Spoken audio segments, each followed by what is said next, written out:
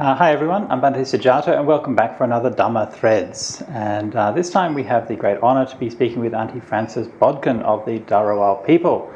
And Aunty Fran is a very accomplished and fascinating woman who we've been getting to know a little bit. And I was thinking in the last session we kind of called it the priest and the poet. And I was wondering what we should call this one. I wonder if we call it the bhikkhu and the biologist. Would that work? Like a bhikkhu is a word for a Buddhist monk. Mm-hmm. Would bhikkhu and biologist, would that work? Would you? I'm not a biologist. No? So, I hated biology. You hate biology. So what should it be then? Just me. All right. Okay. Fair enough. So anyway. The Buddhist monk and just me. Fair enough. Okay. That clears that right up. Excellent. So everyone will be very clear exactly what we're doing. So, Aunty Fran, welcome. Thank you so very much for coming along, and it is very wonderful to see you here. And yeah, g'day. G'day. Yeah. So. Jira Guru. Sorry. I just swore at you in Dharawal. You just swore at me in Dharawal. No, I didn't. I no. said thank you very much. And how do I say that? Jira Guru. Jira Guru. Yeah, that's it. Jira Guru. Okay. And how do you like swear at someone? I'm not going to tell you our swear words. That'd spoil all my fun when I'm telling them to others or using them for other people. Right. You know, because in our tradition of Buddhism, our sacred language is Pali. And so my teacher, Ajahn Brahm, and I, in certain circumstances, have been known to swear at other people in Pali when discussing them because it... You have swear words? Well, you know, there's a word, for example, like, you know, if someone's talking to you and then you can say, oh, gomayang. Gomayang means bullshit in Pali. So, yeah, we have, we can communicate certain ideas that convey our opinions of what people are saying to us. I'll tell you one of our words. Okay, Babaragalia. Can I repeat that, or will that be... Oh, you can repeat that. Babaragalia. That's it? No. Oh, you nasty person. Oh, come on. You just laid that trap for me. I'll tell you the story about that. My son, he was in kindergarten. Okay. And he and his mate, both Aboriginal kids, and the rest of the kids were white kids. And my son apparently got into trouble at school. All right. There's bullies at the school. Right. And so he and Maddie went in to defend the kids that were being bullied. Right. The bullies were from third class, and Gawain and Matt was in second class, and the kids being bullied were kindies. Okay. And Gawain because he was little, he was always one of the bullied ones too. Right. So they thought they were big enough to defend the kindy kids. Okay. And anyway, the bully started on them then, and then Gawain used the Babaragalia word. Okay. No, that's right. Gawain got into trouble for hitting the bigger kids back again. Okay. And he got a letter back from the headmistress saying that he wasn't a very good child and that he had to confess to me what he'd done. So he said, Mum, I swore at the big kids. And I said, oh, darling, you're in big trouble. And I said, I know what we'll do. So I taught him to swear. I taught him the Babaragalia word. And anyway, he and the others, when they got back to school the next day, they were yelling out, Babaragalia! And of course, the headmistress was very upset about, but she was about him swearing the day before. But when he was yelling out the Babaragalia and doing his little dance and that, she thought it was wonderful. Oh, okay. And I got this wonderful letter back saying, your son is just so beautiful speaking his own language. It was wonderful seeing him dancing. And when Gwen came home, I said, what did you say? And he said, Babaragalia, Mum. And it means you've got a face like a penis. But nobody knew what it meant. Nice. And so he was celebrated and praised at school for saying that. And so he had to teach all the other kids at school a bit of the language. Well, and I believe that they're still using that at that school. Right. I mean, how could they not, right? I mean, this is how you how you get children interested in learning language, right? Yeah. Well, that's exactly right. Yeah. You give them the cuss words first, but Yeah. you give them the not really bad ones. You give them bad enough ones. I'm glad that wasn't the really bad one. Yeah. I'm glad too that you didn't ask for them. That's very good. So now you said that you hate biology. But isn't that what you do? Or one of the things that you do? No? I've got degrees in environmental sciences, Right. or majors in Okay. environmental sciences, climate sciences. Right. Help me, Gavin. Climate sciences, botany. Yeah, that's Okay. the part of biology that I did was botany. Okay. Yeah, and there's 5 of them. Climate, marine sciences, yes, because Yeah. I wanted to study sharks, Okay. and they're beautiful creatures. Right. And if anybody kills a shark, you'll answer to me. And the 5th one, Well, forget. It I couldn't be know that important. feeling of having so many degrees that you can't remember which It's not all a degree, of them. it's majors. Majors. In a Majors degree. in those things. I Yeah. did 30 subjects in my degree. Well, I finished high school. Does that count? I didn't finish high school. I got kicked out in... No, I did. I got Really? kicked out when I was 14. Really? Yeah. Oh, excellent. What did you get kicked out for? Dad... Oh, no. Mum got a letter from the headmistress saying, please take this child out of school. She's suitable only for menial duties. I proved them wrong. Oh, dear. That's bad, isn't I it? can't wash up. I hate washing up. Not even good enough for menial duties. Yeah. My father was also kicked out of school, so that was a good example to set for me. He was actually banished from a town as well. Yeah. Beacon in WA. He tried to derail a train. Yeah, so that got him banished. That would have been fun. Yeah. Gee, why didn't I think of that? Yeah. So one of the things, speaking with you is you have this incredible kind of love of knowledge and love of learning and things. You're just like that. You just said, love sharks and I wanted to learn about them. So you did all that study from them. So that's a really amazing quality. No, it's curiosity. It's curiosity, huh? Yeah. You see, you know how everybody supposed to have 5 senses. Okay. Okay? In Buddhism we have 6. But anyway. No, well, we reckon you've got 7. Oh, right. Okay? Okay. But the most important sense of all in our culture was curiosity. And the child that showed the greatest curiosity was the one who was given more knowledge. Okay? Nice. Yeah. And so I've always followed my curiosity.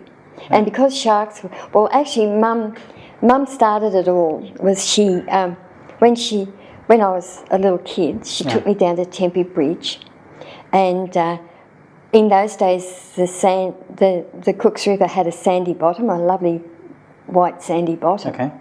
And it was mid-morning, and she said, "What's down there in the water?" And I looked over and I thought, wow, there's all these sharks. Okay. Well, there's 4 or 5 of these sharks. In they the were just Cooks River? laying in the Cooks River, under the bridge, or not quite under the bridge, so they had the sun shining through. Okay. And they were just laying there. What kind of sharks? Bull sharks. Okay. And anyway, and that's that part of Cooks River is where the salt water joins the fresh water. And we used to go swimming there and everything. It was lovely. But and they were just laying there, and Mum said, "Look down there. What's down there?" And I said, "Oh, Mum, look at all the sharks. They're sunbaking," because that was the first thing I thought they were doing. And she said, "Look closer." And I looked a bit, and there's these fish, and the fish that were stuck onto the sharks, Right. and they were dropping off the sharks, and they were swimming upstream. And I said, "Oh, look, Mum, they're having babies." And she said, "Don't be stupid, have a look." So I had a look, and they didn't look like sharks. So I thought, oh, there's a different kind of fish. She said, "Good, now I want you to remember that." And So I thought, and it stuck in my mind because she said it in that tone of voice. Right. That you do that or else, And so that was all right. I got taken away again, and then came back a year or so later, and then that happened a couple of times, and then towards going into high school, she then took me into Liverpool. Near the station there, there's a viaduct, and Mum took me, and Mum took me to there, and she said, "Now tell me what's happening." And truly, it was the most exciting thing I'd ever seen up to that stage in my life, and that was the eels, the big fat eels, were coming over the weir and coming down into the saltwater part of the river. Okay. And they were swimming downstream, and there were so many of them it looked as if you could walk across the river on their backs, and it was wonderful. And she said, "What's happening?" So I described it, and she said, "Well, where are they going?" And I said, "They're going down river, Mum." She said, "Where does the river go?" And I said, "Botany Bay." And she said, "Where does that lead to?" And I said, "The sea." And she said, "I want you to remember that." And I did, and then a couple of years later, Mum died, and she couldn't continue, or she hadn't continued on. So I kept it in my mind, and I was mucking up at school, and I got tossed out of school, and I was fortunate enough to get a pretty good job because of my curiosity. Right. Okay. Yeah, and I became a researcher. Okay. Which sort of helped my curiosity, but not enough. Okay. And anyway, so... Sorry, may I ask, researching what exactly? Oh, okay. I got a job with a Member of Parliament. Okay. Researching. And that was... And he was pretty active as a member, and he used to ask all sorts of questions and things. Right. And, and it was wonderful because I found out that I could research things that worried me, right, and give the results to him, and he'd ask the questions in the Parliament, and we'd get the answers, and that saved me. That was good. And then I realised after that I could ask questions about things that worried me first, and then check the answers. I would get the answers first. Okay. And then I would check the answers against what he got as a, Right. And so, independent fact-checking. Yeah. Yes. Yes, very good. And we had a lot of fun. Yeah. There was a lot of things that we were able to, affect, even though, that he was in the opposition. And then, and then other members of Parliament started to come and ask him if they could use me to search out certain things, which I did. And that went on for, right until I almost retired. Okay. Yeah. So that your life was a life of learning and yes, searching for knowledge. Okay. So given that, and given that just a few minutes ago you said you hate the internet, but isn't I'm playing a bit of devil's advocate here, but the internet, isn't that bringing knowledge to people? Well, in a way, but there's so much false truth on the internet. It's useless anyway because you cannot trust the truth of the internet. Okay, so if... I'd like to go and find out for myself anyway. Right, fair. That's a complex question. I'll leave that aside just for now. I'm not so pessimistic about the possibility of finding out the truth. I think that there are some kinds of things that you can find out the truth of on the internet fairly easily. But it's more a question about having some kind of limits and perspective on it. It's not so much that I think people focus too much on the information being wrong, but I think the problem is not so much with the information but with the wisdom. If you have some wisdom, or some understanding, then you can fairly easily know what's right and what's wrong, and be able to sift these things out, and who's a reliable source of information and who isn't, and these kinds of things. And so I don't know. I tend to think that's more of the kind of the problem personally. But anyway, that wasn't quite the point I was trying to make. The point I was trying to make was, or trying to come back to was that thing about come back to the story of the sharks, all right? So the story of the sharks, we see the sharks, there they are, right? Now, in a sense, that's like an irreducible truth, right? That's just a reality. You just see the sharks, there they are, it's just a fact, yeah?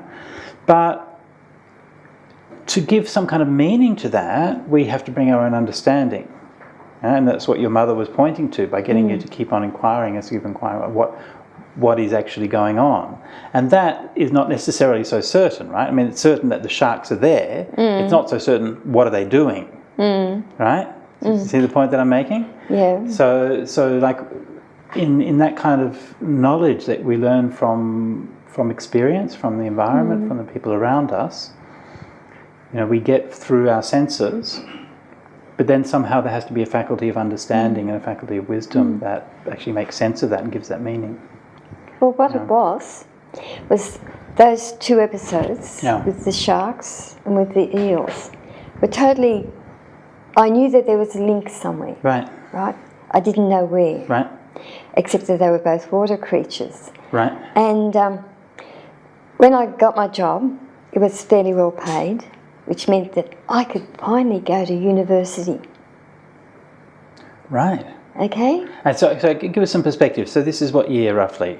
Okay, this would have been, how old was I? I was in my 30s by that time. Okay. No, by the time that I could afford to go to university. Right.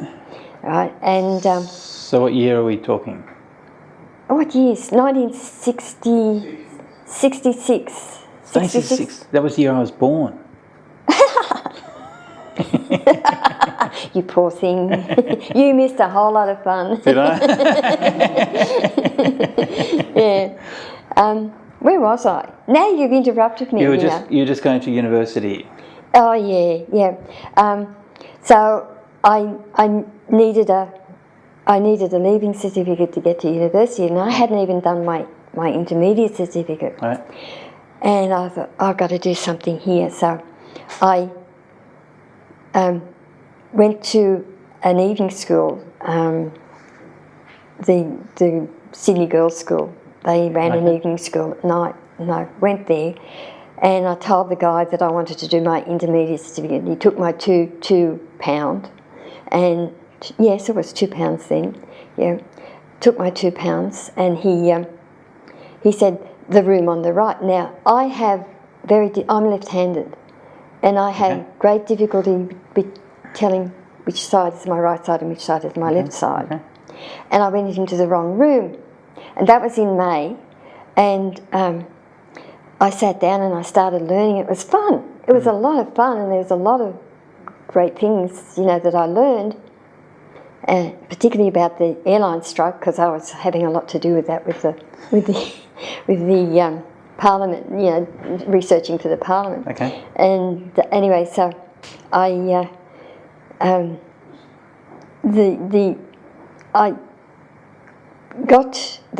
I started in May, and in September the forms came around to sit for the exam. Okay. And I found out that I was sitting for the leaving certificate, not the intermediate certificate. I'd gone into the wrong room. Right. So I went back to the guy and I told him, I said, look, I've gone into the wrong room. And he said, I'll go and sit for the exam and we'll work it out later. Okay. So I went to sit for the exam, and I'd never thought that I would pass for it. Now, to keep physically healthy, I'd always done dancing as a hobby. Okay. And firstly it was ballet, and then I went into ballroom dancing. And I was in the ballroom dancing studio because I was also started teaching dancing at night. And my dad rang up the studio, and he wanted to talk to me, so I went there and he said, Fran, the mail's come. And I was like, oh yeah, what about it? And he said, there's your exam results. And I said, oh good, I'll open it up when I come home. He said, can I open it? And I said, and I thought, what's he going on about? So because I thought I'd failed, and I thought, I'll just sit for practice anyway. And And he said, "You passed, and you got some A's." Right. What? I didn't know what had happened, and I matriculated to university. So I'd seen the legislation go through for Macquarie University, and so I became one of the first students at Macquarie University. Oh, nice. So I thought if it's a new university, I may as well go there, and then, I don't have to deal with those old Sydney University type All people. the fuddy-duddies over there. Yeah. And besides that, Macquarie was doing subjects that were better, that I felt were better. They were, like environmental science, and nobody had ever done that before. Right. And so I started in there. So that was so. I mean, it's all kind of fascinating history, but for my myself, sort of grew up, and I sort of started to get a bit kind of environmentally conscious and so on. Perhaps when I was, I guess, in my late teens, and I read people like Peter Singer and so on. I studied philosophy, and so this would have been mid-80s. So for us, I mean, all of those things were already there, right? Yeah. Environmental sciences is taken for granted. Environmental movements there, Greenpeace is there, and different people. Yeah. This was the first course. First course on environmental science. Yes. And what year would that have been? And that was 1967, but we were not allowed to use the word science. Okay. Because Macquarie University was not allowed in those days. That was the condition of it being set up. No. And like a third university in the Sydney area. Right. And the condition was that from Sydney and from Sydney University and from New South Wales University was that you could not do science subjects. They were, I know, it's stupid. It's absolute snobbishness. It really and truly is, Yeah. And so we couldn't call it environmental sciences. We had to call it environmental studies. No. And I thought, blow this. Yeah. Except I used worse language than that. And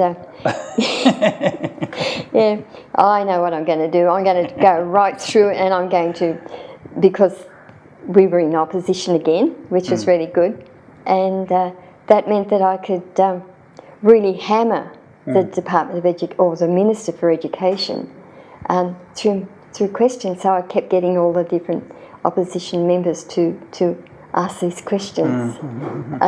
About environmental sciences and environmental studies and environmental subjects. Right.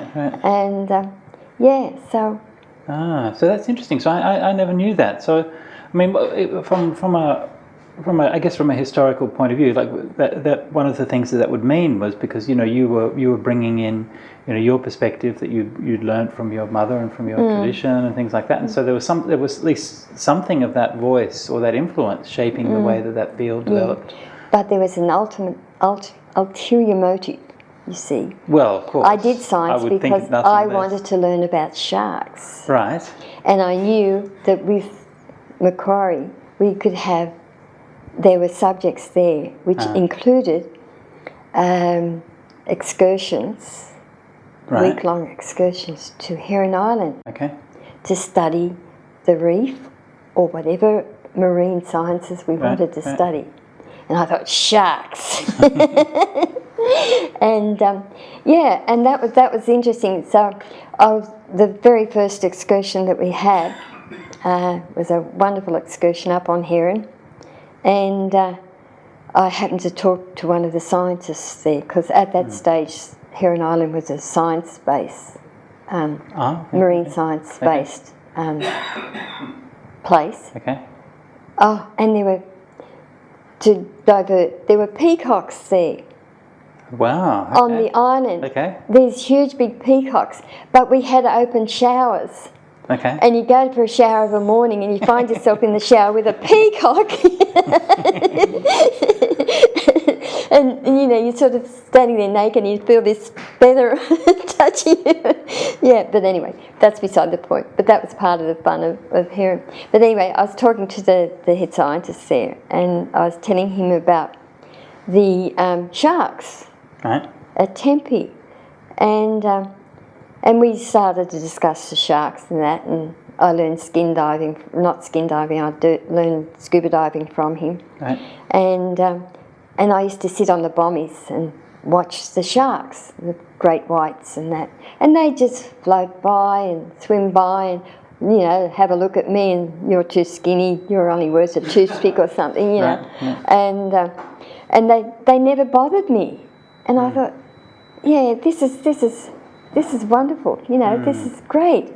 And they're such beautiful, beautiful creatures. But I learned very quickly that you don't wear just a bikini when you're studying sharks, because if they rub up against you, they've got skin like sandpaper. Right. And they can take your skin off. Yeah. And then you bleed, and then they get hungry. So I learned that very quickly. Well, that's a very practical tip. Yeah. But it was so great. Anyway, this scientist and I were just talking one day, and I was telling him about the sharks. Right. And then I happened to mention about the eels. And I said, Mum always said the same thing to me, was that now I want you to remember that. Right. And so he said, oh, I know where the eels go. Okay. Wow. Okay. You know, so this is great. So anyway, my time was up on the Heron Island then, and I went back for a second year, the next year I think it was. And he was still there, and he said, did you find anything else about? And I said, yeah, about the suckerfish. I told him about that.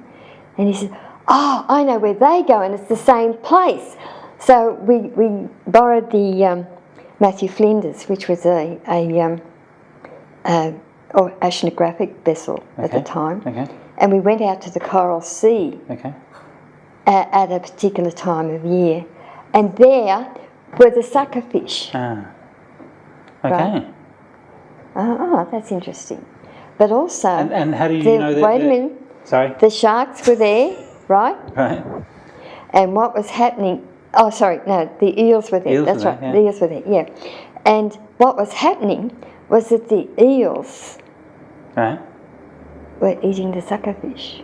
Oh my God. Right? So isn't that strange? Sorry, I got that mixed up. That was the time we went to... That's right, the eels went to the... Yeah, sorry. That's all right. No, I'm getting this mixed. I'm getting this is over, what, 40, 50 years ago? I know. Yeah, and I just getting pictures of things in my mind. Yeah, okay, what it was, went up to Heron. And that's right, yeah. And there were the eels. The eels had gone up to the Coral Sea, where they were spawning. Okay, on Heron Island? No, not on Heron Island, in the Coral Sea. In the Coral Sea, sorry, spawning. yeah. And they were dying. Once they spawn, they die. Okay. And the sharks were eating the dead and dying eels, right? Then I got the idea, okay, so that's the sharks and the eels. Now we've got to link the sharks and the suckerfish. And so I went back and I was trying to work things out, and then I remembered when I was watching the suckerfish, they were dropping off the sharks, and they were going upstream. So I thought, I will follow the suckerfish. So I went all the way up to the headwaters. Okay, which is where? Oh, sorry, in the top of the Nepean River.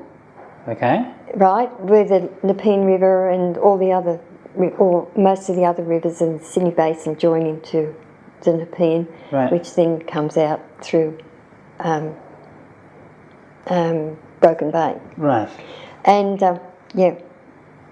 So anyway, I went up to the headwaters, and that was up near or past the three dams, Avon Dam, the Cataract Dam, and that. Went up there, and there were the suckerfish, and they were spawning and dying, and the eels were eating the suckerfish. And I had this wonderful circle, and I thought, wait a minute, everything is made of these huge bubbles.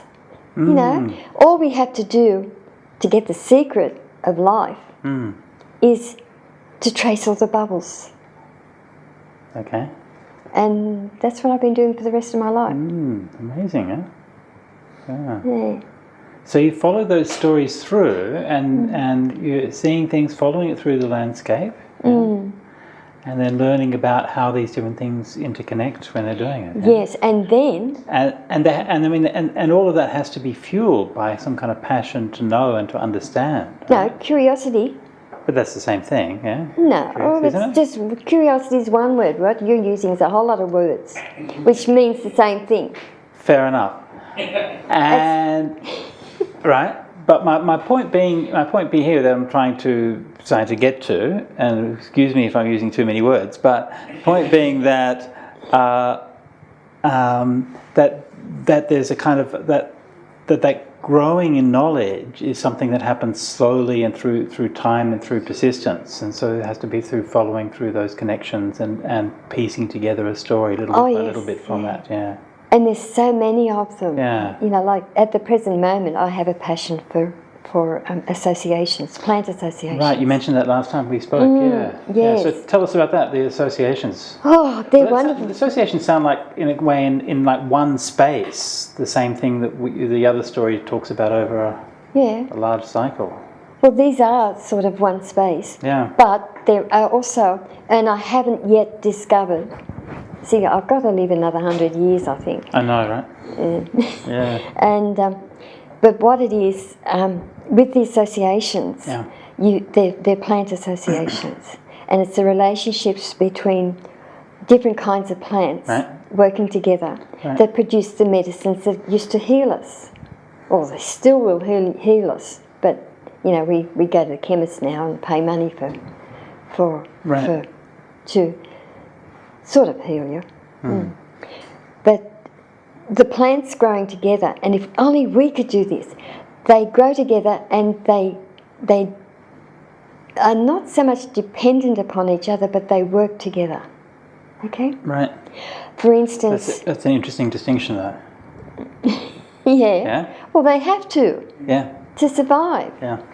But anyway, and what I've found through research and observation and memory, you know, remembering back when the trees were little twigs and that. See, one of the beauties was that when I was in kindergarten, all the different kindergartens I went to, because I got expelled from a couple, was I planted a tree at that school. And some of those trees still exist, which means that I can go back to those schools and see the development of those trees over nearly 80 years. Right. And these are in Marrickville, yes? Marrickville, Arncliffe, Carlton, Blackheath. Every school I went to, I planted a tree, and some of them still exist, and they're still there, and they're beautiful, big, strong trees. But I was always careful to plant a tree that I'd grown from seed from the trees, the big trees that were already there. Right. And somehow or other, I must have intuitively known that, you know, they were the ones that belonged there. And that was pretty good for a 5-year-old. Right. Yeah. That's not too I must have been a tree in another life, do you think? Maybe. Yeah. Sounds like it. I never thought of that before. Or a shark. Or a shark. Oh, it'd be nice to be a shark. No, I don't like fish. And they only eat fish. Or humans. Any delicious humans here? Yeah, no. You could live on a diet of surfers. Yeah. Where was I? I don't know. Where were we? Associations. Oh, associations. Right, associations, and then tree planting, and then we got here. Yeah. So then we're on a journey much like the eels. We are, aren't we? Yeah. See? Isn't that clever? I'm teaching them how to be now. I'll reserve opinion on that just for now, but it may be. Yeah, please continue. So at associations. So these are like connections or different kinds of plants. Different species, support each other. And interesting, you say, like, not necessarily dependent on each other, because I think we're used to that idea that, like, there might be certain kinds of creatures or certain kind of animals which depend on another one, right? Like so bees depend on the flower or something like that. but this is more like kind of mutual supporting, so that they will still grow if they're separated. Yeah. Yeah? Oh yes, of course they'll grow if you stick them in your garden and everything like that. But I've noticed that when they're growing in their associations, they're far healthier. Right. The trees are, because they're the most distinctive ones. A distinctive species growing within an association. Right. But what I found, going to university, which was very helpful, was that you have the main trees, the stable ones, which live for hundreds of years. Right. And then you have the lower trees which don't live as long, like the acacias and other species of tree, don't live as long as the eucalypts. But they're still there, they're still necessary to the association. So acacias last for like 20 years or something? Oh, some of them only last 7 years. There's others that last 12, and there's some that last 20. But I know some acacias that have been there now, down at Wirrambirra, have been down there now for 100 or so years. Well, they were big trees when I was started going there when I was a little kid. Yeah. And but anyway, you've got the trees, which are they provide shelter, they provide food, and they provide transportation and habitat. Okay. Then you have the shrubs, which are oftentimes fruit bearing, and then you have the plants, which sometimes are edible, sometimes have medicines. But what we found was that there's a mycorrhizal fungus that is common to each association. And that mycorrhizal fungus travels through the sap of the eucalypts particularly. And because that's the ones I've been studying most. So sorry, just to clarify, so that fungus is like specific for that particular association? For that particular association, yeah. Anyway, it travels through the eucalypt, and when it's ready, it accumulates in the leaves of the eucalypt. When the leaf has got enough, or whatever, or is old enough, it falls to the ground where it starts to decay, and the mycorrhizal fungus then migrates from the soil surface, and attaches itself to the roots of the plants growing underneath. Now that could also be the eucalyptus roots too. But the thing is, and that's why I think the eucalypt has surface roots as well as the deep seeking roots. And so the fungus attaches itself to the plants and enables those plants to take up the nutrients they need to produce their medicines or their foods. When they die, everything returns back into the soil, and the big circle goes around. The eucalypt starts to soak up the nutrient from the plants, and you have this wonderful complex circle of all these plants that are growing together. And we have, so far in just the Sydney area, we have 11 of those associations. And so when you see an association, you know that the fruits and the roots and that the edible stuffs and the medicines are stronger. And just so I make sure I understand what this is for. So when you if you can define an association, like how many different species are we talking about there? Okay, righto. Some associations, like the ones up on top of ridges and things, they only contain 6 or 7 species. But when you get it down into the more diverse soils than that, what you get is associations that can contain up to 50 or 60 different species for it to be a proper association. And or where sandhills or things like that, where you have an association of only 5 or 6 plants.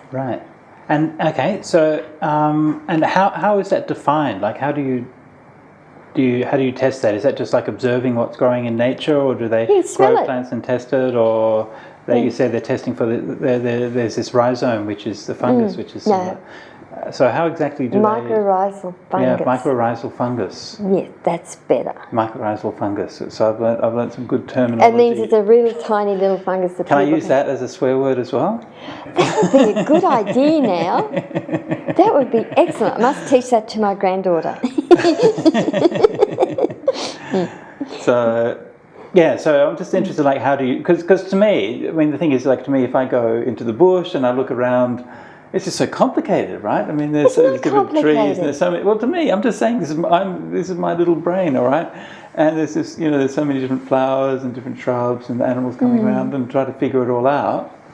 So, you know, clearly there must be some kind of patterns or some kind of thing that you can observe and then say, well, look, actually these are supposed to grow together. Anyway, that's my I'm interested in.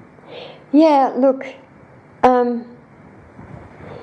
there's some parts of association. No, Right. that's not right. I am familiar with the present day associations, right? Right. But with the rising sea levels, what is happening Right. is that eventually those associations will be moving further inland, right. because that's where they belong. Right. So, and then as the sea levels fall again, they will be moving back. Right. But we don't live long enough to observe that. Right. Although I am observing it at the present moment. Right. Simply because the sea levels are coming in too quickly. Right. Right. And I can actually see the associations starting to move. So you can actually observe that already. Yes, yeah. But then don't forget, I've lived a long time. Yeah. They used to grow there, and now they grow there. And what kind of specific places are you thinking of when you say that? Is that like also like in the Nepean, or is that where particularly are you? Oh, look, I'd go from Lion Island all the way. You know, like I've been studying from Lion Island all the way down to. I don't even know where Lion Island is. In what's the name of that bay? Broken Bay. Okay. Yeah. Okay. And Kangaroo, is it Kangaroo Island? Oh, anyway, I can't remember. But Lion Island is Okay. one of them. It Okay. has an association on it. It's a complete association. Okay. Barrenjoey has a complete association. Okay. Okay. So this is the other thing, of course. Much of them must be fractured and lost today. But some are still in existence. Yeah. So there's still that resilience. So, I mean, I'm also interested in like how, to what extent do these,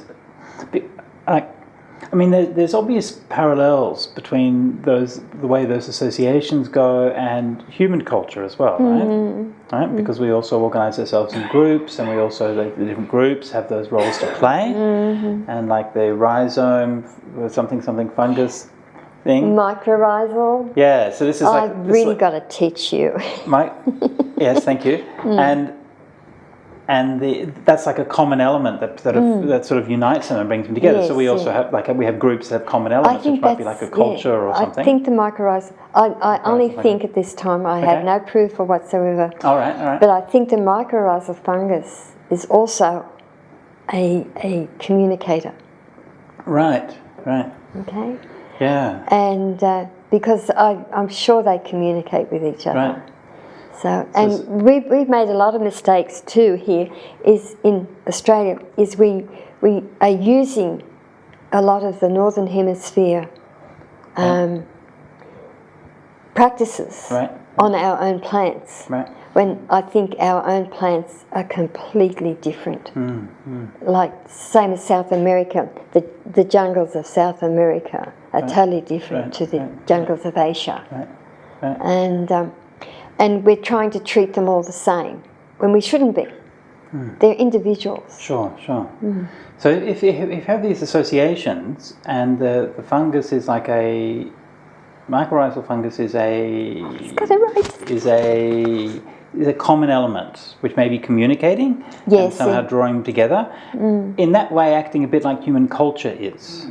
Yes, in a way. Stories and things like that, shared among all the different elements. Better looking though. Longer living. What does it look like, the fungus?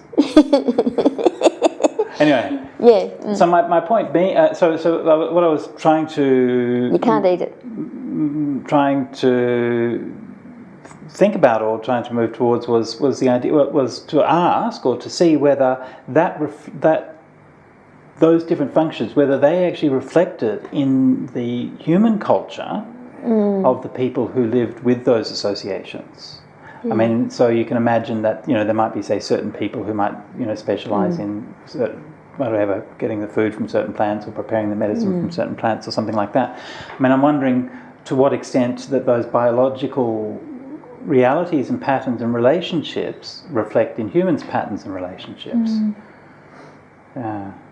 Is that, I don't know. maybe, I can't see anything in our blood going and travelling through the soil and then coming up into... I wasn't thinking quite as literally as that. But you know what I mean? I was only trying to tangle you up. Yeah, sure. But you know what I mean? Yeah. Because, like, we live in this world where there has been this incredible change and this incredibly disruptive change, and we're facing a very uncertain future. Yes. And we, from scientists, we've been told about, look, if we keep on doing this is going to happen, and then we keep on doing this, and then it happens, and then they go, yeah, told you so, and so on, and that keeps Scientists have a terrible way of doing that, don't they? It's really frustrating. I don't know what else they could be doing, but anyway, and I'm trying to, like, from myself and from a spiritual point of view, like, I'm trying to think, like, what is a way of trying to communicate or trying to live in a way with this reality and this uncertainty that we have, and I'm uncomfortable. Like, I've been involved with the environmental movement and activist movement since I was a teenager, which is just a blip in time compared to your experience, I understand, but we were aware of a lot of these things, and I think people today think, climate change is it's soon it'll become an issue, but I mean, it was already a well-known issue in the early 80s, and it was first brought to, I mean, there was a letter in a paper in New Zealand in 1912, someone writing saying, all the carbon going into the atmosphere, and we're going to have to be concerned about climate change, and people have known about these things for a long time. And it seems to me sometimes that we keep on saying the same things and expecting different results, right? We just give them another warning. We even underline it with another red underline. It's really urgent that we do something this time, and expect to sort of somehow get a different result, and it doesn't happen. So so in terms of both my personal journey, I mean, it's always something that's been very important for me to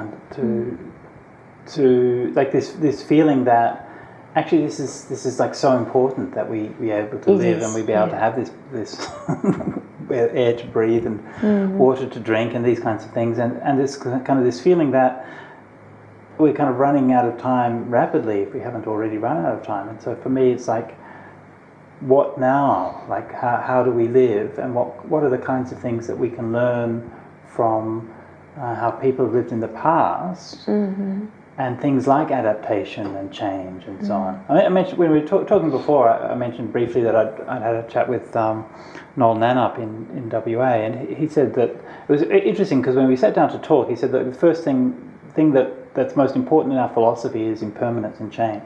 To me that was so striking, because that's a fundamental principle of Buddhist philosophy as well, and I think sometimes people think that some kind of an ancient wisdom tradition or an ancient spiritual tradition is all about kind of locking up knowledge and having something that's kind of fixed and transmitted from one generation to the next but of course it's not. It's something that's living, it's something that's changing, it's something that's adapting through time.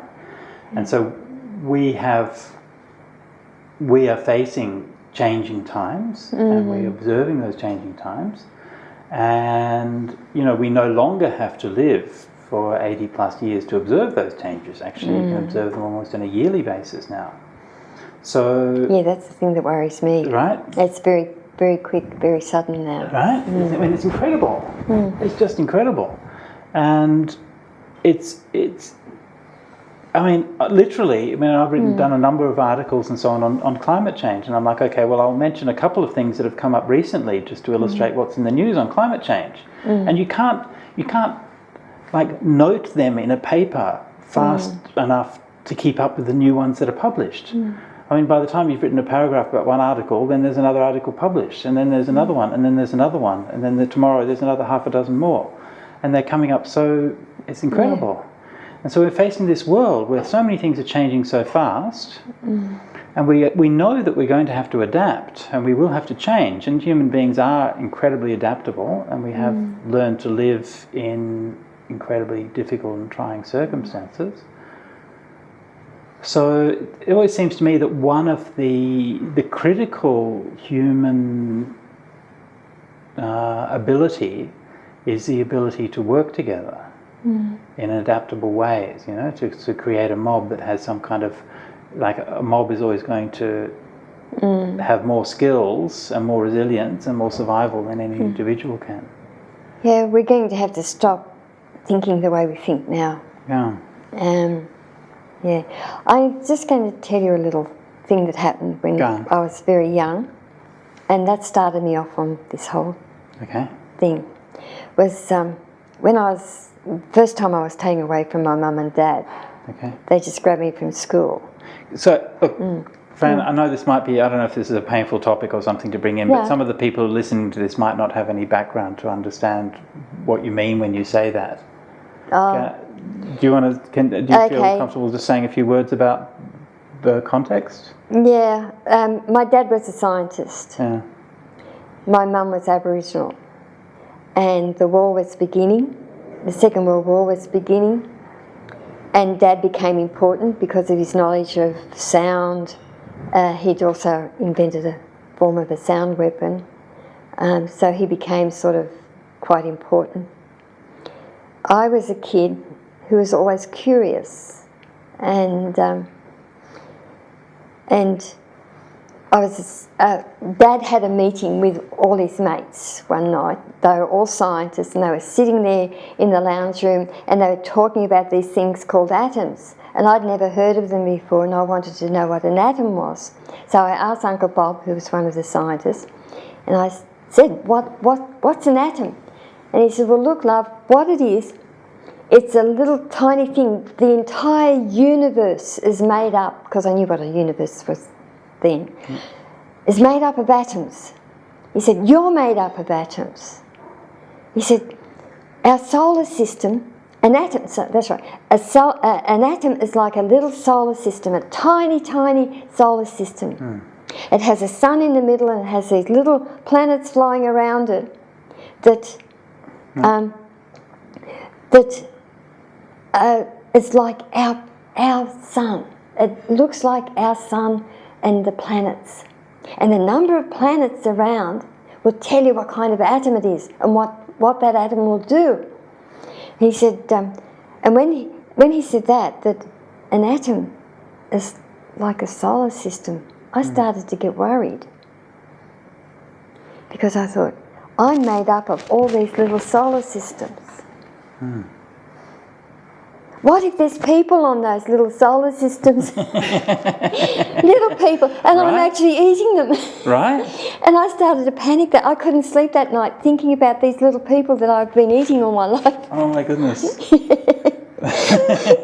And then I thought, probably late in that night after Dad's meeting had finished and everything, I woke up and I thought, but if they're little solar systems, our little solar system could be part of another bigger solar system who could eat us. Right. And this was a wonderful thought. This was it occupied my whole night. And when I went to school the next day, I was describing. I said the whole universe, everything is made up of these little tiny solar systems, just like our solar system. And I said, we never know, but maybe our solar system is part of another bigger solar system, and we could be part of God's milk bottle. We could just be a part of God's milk bottle. And the teacher got very upset over that, said I was blasphemous because God doesn't have milk bottles. And I was taken out of school and put into a foster home. Sorry, you were put into a foster home because you said that God had a milk bottle? Blasphemous. It's blasphemy. Where does he put his milk when he drinks it? I'm just trying to think, yeah. And where does he get it from? A giant cow? Well, that's what the Hindus would say. Yeah. You know, but this is the thoughts of a 5-year-old child. Well, it makes sense to me. Yeah. Yeah. I mean, yeah. Anyway, so I ran away from that home. I can remember that. I had one, and it still stays with me. I was crying because I wanted mum and dad. And I went, and this house that I was at had 2 Sunday school teachers. They were looking after me, and they were trying to make me read the Bible every night. Right. And whenever I got one of those big long names wrong, I would get a belting with a feather duster, Okay. with the wrong end of the feather duster. Anyway, one morning I was really upset, so I went out, and it was right on the point at Cronulla, and there was a rock down there near the water, and I went and sat on the rock, and I was crying, and I licked one of my tears, and it was salty, and a wave came in, and it splashed, and went on my face, and I licked that, and it was salty. And then I thought, the ocean is made up of the tears of millions and millions of sad people. And I thought, I'm not the only sad one in this world. And I felt a lot better then, and I ran away. And made my way back home and hid in the fish pond until Dad and Mum came home. And they were surprised. And so they kept me there, and I didn't go back to school for a while. Yeah. But that was my first scientific thought, I think. Right. That the sea is made up of the tears of all those sad people in the world. And so we've got to remember all those sad people and think about it. You know, but the Buddha used that same image in his teachings. Did he? Yeah. Oh, I hope I meet him one day. We could have a very good conversation Well, about the eucalypts. If you cry, then you've got something in common with them, because both your tears can go in the ocean. You know, I can't cry now. I can't produce tears anymore. Because? I don't know. I just can't produce tears. Well, maybe at the end of this interview, we'll see. No, probably. Yeah. Okay, so... All right, sorry. We're going back to the... Sorry. That's what you get when you talk to me. No, I know. So we were at the... You said you were taken away from home, and... That happened 12 times. 12 times, yeah. That's all right. I got used to it after a while and got my revenge. Yeah. So, but where were we story before that? And I asked you to clarify just so people know that that was happening. Plant associations. That's right, we were on plant associations. What was it? Well, that's the whole thing. We are an association too, except people... like, you mean human beings? Human beings. Right. We are an association, and we should be living together like those other associations, with all our differences. Right. You know, like a eucalypt. You look at a huge, massive, great eucalypt. Right. And you look at the tiniest flower. Right. And they're living together and they're supporting each other. Right. Why can't we do that? Right. This is the beauty of learning from the plants. Yeah. But because they're such, dumb creatures, they don't speak to you.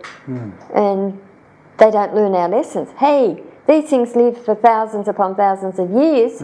Why don't we learn from them? Right. So there. Okay. Right. And okay, it raises a number of kind of interesting things. Like, we just to coming back to the idea of the association. One thing that I'm curious about is, to what extent did these associations evolve together? Look, do we know that? I haven't lived long enough to learn that. I am in the process at the moment of trying to get even just one association, the secrets of them. Right. or not the secrets, because they're not secret. Right. It's just that I don't speak their language, Right. or understand them properly yet. Right. But Because it's a deeper connection than just happening to grow together. Yeah, it is definitely. I mean, there's the kind of a sense in which, like, biologically, like our idea of ourselves or our physical selves as kind of unitary entities is kind of, it kind of breaks down the closer you look at it, right? Yeah. I mean, that we've got more non-human DNA than human DNA in us, right? Oh, that sounds good. Right? We got plant DNA? Probably. I mean, all the bacteria and everything like that. So actually inside our bodies there's more non-human DNA than there is human DNA. So that's kind of freaky when you think about it. No, not really. Have a look at a tree. Sorry? Have a look at a tree. The same thing happens there. Right, exactly, yeah. And like, in a way, like the different sort of organelles and things like that in cells are kind of, they're almost like kind of independent creatures. So we're kind of almost like a hive of interdependent creatures making up who we are. We are a host. We are a host. Yeah. And so the same thing happens like on the level of like the human level, right? So we think of ourselves as being an independent entity or person. Yeah. But one of the things that we also think of ourselves is that we are the superior. Right. We are not the superior. We are part of. Right. I think there's a clock in front of us that has a range of zeros on it, so I'm not sure if that has any meaning, but Oh, I like that. I think it means like we've got an infinite amount of time to keep going. But I'm just if I could just raise one more point for discussion or contemplation, there is like that idea that we're not superiors, right? So we're not here to be the boss of the world, right? But we do have certain, if not unique, at least sort of remarkable qualities. I'm thinking, humanity, right? So we can do bunches of things. And to me, I think that we've tended to think that means that we have a sort of a right to treat the earth as dominate and treat the earth as resources, right? I mean, it's a terrible word, right? The resource. What natural resources do you have, right? And we're the actual resource. Right. What happens when we die? Yeah. See? Yeah. So if we are not here, if our role in life is not to sort of dominate and not to strip the world to supply our needs or our wants, then like our particular gifts.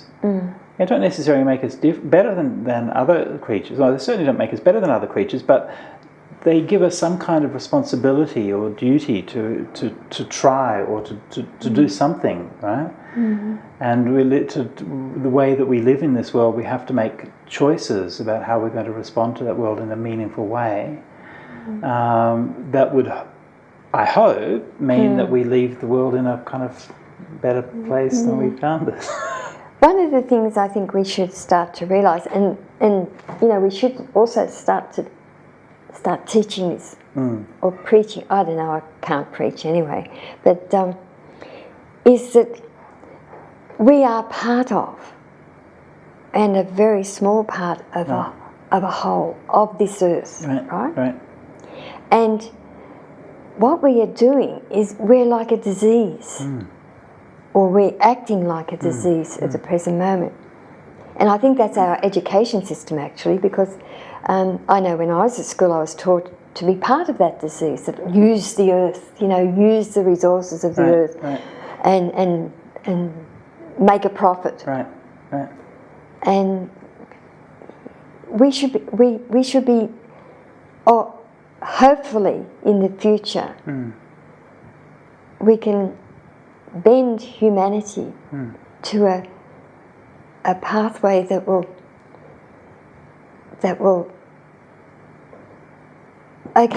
my husband always tells me that we have a right. No, we can I can't remember it now, but it talks about the resources. To be able to sustain ourselves, Right. we must sustain the resource. Right? Right. Okay. But I can't remember the rest of it. But we are not... I'm sure it was very intelligent. It was very intelligent. But the whole thing is, and that's the part I remember, is to be able to sustain ourselves, we must sustain our resource. Right. But we must also... Or the resource also sustains us. I think I've got it back to front, but it doesn't matter. The whole thing is... The earth as a resource to sustain our existence, Yeah. which imposes upon us an obligation to sustain the resource. See, I did get it back to front. Otherwise, it's a path of suicide. Right. He's very, very, you know...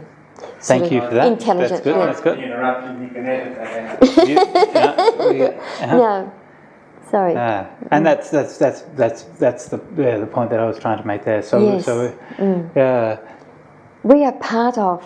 we are part of Yeah, and we're not acting like we're part right. of. Yeah, and that kind of image that you know you said that the thoughts of a 5-year-old girl, you know, like all the planets are inside me, and then I'm kind of made of planets, and then maybe you know I'm inside bigger planets and solar systems, but that's actually what we are, right? And just purely on a biological level, you know, we have organisms inside us, and we're one kind of level, and then we're part of a bigger organism, the Earth, and we're just like a kind of a node inside that system. Yeah.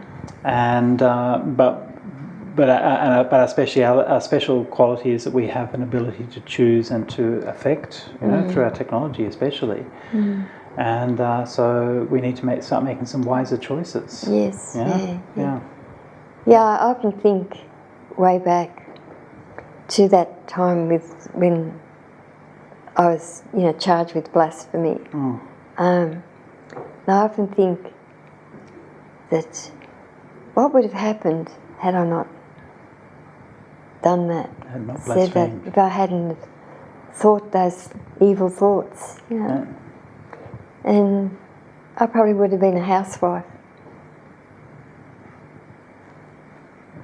Yeah, I doubt it. But anyway. Oh, I can't do housework. I am hopeless because I had so many foster homes that, and each one of them had a different method of housekeeping and that. And, Yeah, no, I don't think you would have. I can't even wash up. No, I don't think that was. I don't think that's. You know, I think like if there's like a multiverse and they're all kind of parallel universes. Yes. I think you could probably go through like a quintazillion parallel universes, and there wouldn't be one in which Frances Bodkin is a housewife. I don't think that would be the case. Anyway, I think we have to wrap up. Thank you so much, Aunty Fran, for your wonderful stories and your wonderful wisdom and discussion and the spirit that you bring to this. And it truly has been an honour. And please keep being awesome for many years in the future. And let us hope that we can do something to bring a little bit of wisdom and a little bit of compassion to the world. Yeah? Thank you. Thank you so much. You're welcome anytime. Sorry. Thank you. Okay.